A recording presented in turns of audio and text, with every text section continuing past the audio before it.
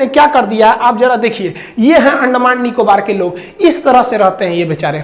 ये तीर धनुष से सेंटेलियन लोग जो वहां के हैं वो लोग मछली मार के आज भी खाते हैं। मतलब एकदम रद्द कंडीशन है अंडमान निकोबार का। अभी भी बेचारे वो लोग आदिमानव की जिंदगी जी रहे हैं, जबकि यहाँ पर इतना बेहतरीन संसाधन है टूरिस्ट का, इतना बेहतरीन संसाधन है कि आप इनको डेवलप कर सकते हैं, इनकी जिंदगी को बदल सकते हैं। हम आपसे पूछते हैं इसके लिए क्या हम लोग जिम्मेदार नहीं हैं?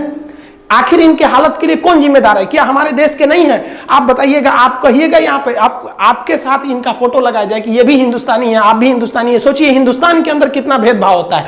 यहाँ पर हमको एकदम टूरिस्ट स्पॉट बनाना चाहिए, लेकिन गवर्नमेंट नहीं करती है। अब कौन समझाएगा गवर्नमेंट को?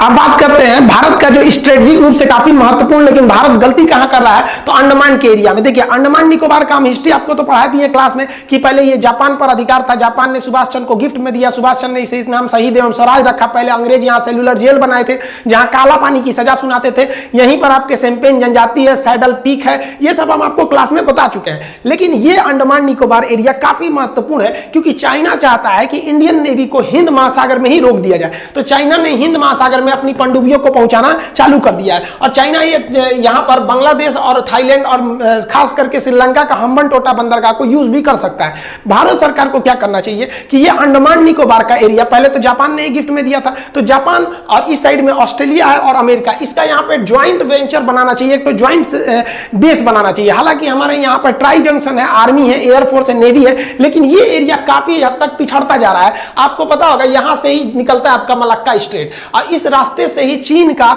लगभग 70% व्यापार होता है। अतः अगर हम यहां अमेरिका को रख देंगे, जापान को रख देंगे, ऑस्ट्रेलिया को रख देंगे और भारत अपना खुद ही है, तो इससे जापान के मौजूदगी से, इन देशों के मौजूदगी से चाइना के ऊपर एक खासा टेंशन रहेगा। और उसको ये टेंशन देना जरूरी है कि अगर जितना तुम पाकिस्तान का साथ दोगे, जितना हमारे अंदर घुस के टॉर्चर करोगे, हम तुम्हारे विद्रोहियों को यहां ले आके रखना चालू कर देंगे और इससे भारत को कोई खास टेंशन नहीं होगा। अब भारत सरकार यहां तो सबसे बड़ी गलती क्या करती है अंडमान निकोबार में, हमारे यहाँ के लोग टूरिस्ट के लिए दूसरे देश में जाते हैं, मालदीव जाते हैं, थाईलैंड घूमने जाते हैं, जबकि आप जाइएगा अंडमान निकोबार, इतना खूबसूरत जगह है अंडमान निकोबार। वहां पे पहाड़ियां इतनी अच्छी हैं कि आप अगर पहाड़ से समुद्र को देखते हैं ना वहां किनारे का, तो उसका तल दिखाई देता है, इतना स्वच्छ है उसका। कुछ आइलैंड जहां पर टूरिस्ट का एकदम हेवन है, स्वर्ग बना सकते हैं आप टूरिस्ट के लिए। वहां पर आप कहीं इस तरह से व्यवस्था अगर लगा देंगे तो वहां के लोगों को बहुत सारे रोजगार मिल सकता है। वहां का सुंदरता, प्राकृतिक सुंदरता भी है, लेकिन समस्या क्या है कि भारत के लोग यहां जाएंगे कैसे, इसलिए गवर्नमेंट कोई एक्शन भी नहीं लेती है। देखिए शिप का जो यहां से यहां किराया है वो 4000 रुपया है।